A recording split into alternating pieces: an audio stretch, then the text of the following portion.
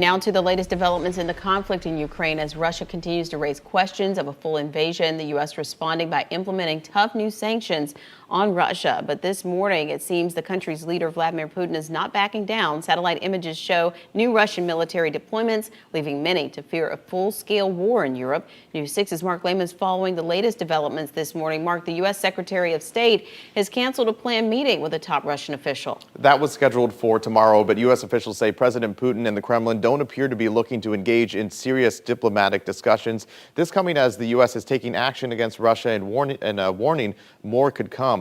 The U.S. and its allies have started to roll out severe sanctions against Russia for sending troops into eastern Ukraine. It's a move President Biden called the start of a broader offensive and essentially the beginning of a Russian invasion. The sanctions announced Tuesday target 2 Russian state banks and several individuals linked to the Kremlin. The president describing the penalties as a first step and saying more could follow if Russia continues to escalate the situation. We've cut off Russia's government from Western financing.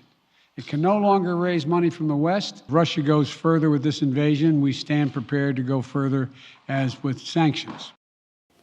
All of this comes as Russian leader Vladimir Putin is showing no sign of backing down. Yesterday, he defended his decision to recognize Donetsk and Luhansk as independent states and said Moscow now has an obligation to defend them.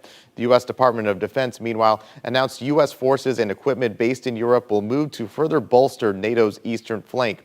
In addition to U.S. sanctions, Germany announced it would halt the Nord Stream 2 pipeline that would have run from Russia to Germany.